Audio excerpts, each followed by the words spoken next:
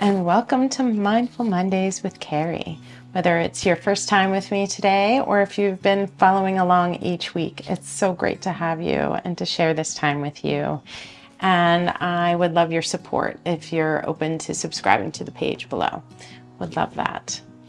Let's see, today I am continuing this series on self-compassion. And today we're talking about 4 ways that self-compassion can elevate relationship happiness, okay? And stay tuned for the end of the episode where I'm going to offer a couple informal practices that you can reach out and grab in the midst of a relationship conflict. So you don't want to miss that. All right, so getting right into it. Number 1 is that emotions are contagious, okay? We spread our vibe, right? Emotions can spread quickly, like wildfire, and it's known as emotional resonance. So when you're in a bad mood, the people around you might be able to pick up on it, and it can affect their mood as well, okay? So you can think of a time where perhaps you were frustrated with a partner or a family member, or just had a negative attitude, right? And they picked up on it. Even if you brushed it off or pretended that everything was just fine, right? People pick up on this stuff. The energy is palpable. And it can create a downward spiral pretty quickly, okay? The good news is that we can interrupt the downward spiral and move it upwards with compassion. Compassion is a positive emotion, okay? So when we stop and offer ourselves compassion, when we're noticing that we have this negative attitude or this bad mood, right? There's this struggle in that. And to be able to recognize it and to pause and offer ourselves compassion can start creating an upward spiral, okay? So taking a moment to be kind to yourself can introduce that positive vibe that lifts up everybody's spirits, okay? So we do impact one another. So yeah, bring it to a positive upward spiral. All right, number 2 is to, by filling up your own emotional tank, okay, then you can offer support to other people, okay? So when we lack a strong connection with ourselves, we can often rely on others to meet our needs.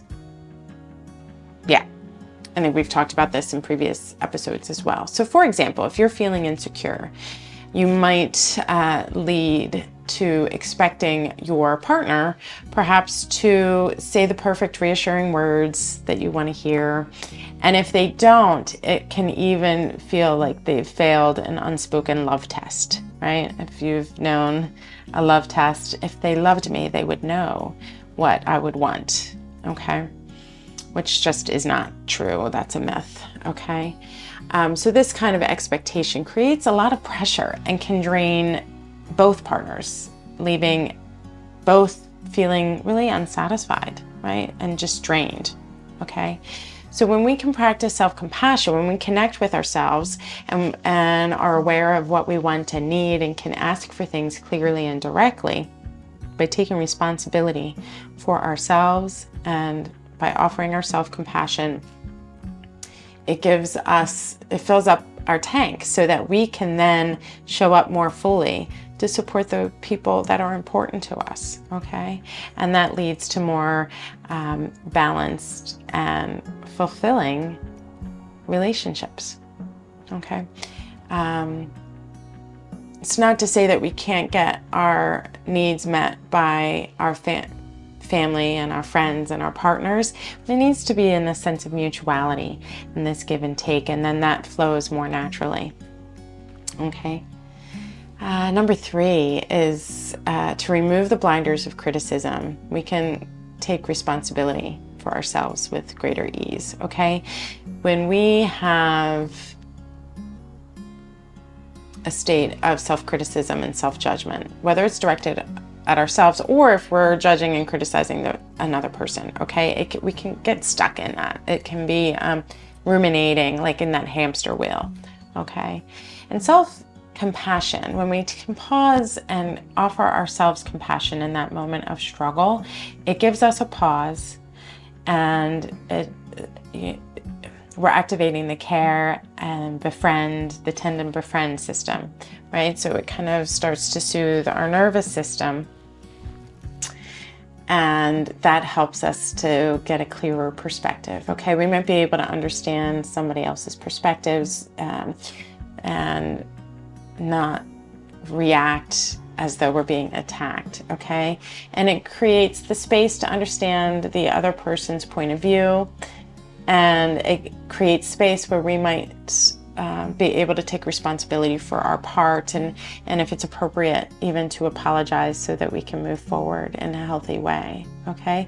This shift can offer space for real listening and understanding, which is essential to moving forward, right? We all want to feel seen, heard, and understood. And if we're in a conflict and we're feeling wronged, or that they don't get us, or we're in that state of criticism, it's not going to create that environment of feeling seen and heard and understood for either party, okay, whoever's involved in that, okay? So by offering yourself compassion, it can give that space so that you can show up how you want to be for that person, and then that also helps them to show up for us, right? And then that flow begins to happen. Another way of creating an upward spiral. Number 4 is that we are more likely to initiate social connections, right? By practicing self-compassion, we're building trust in our relationship with ourself. Okay, we feel more secure in ourself. And then when we're trusting ourselves, we're more inclined to reach out and connect with other people. Sometimes there's a criticism and fear of judgment that creates an anxiety that might keep us isolated and less likely to reach out for those connections, okay? We feel isolated. And then we create more isolation, one of those downward spiral examples, right?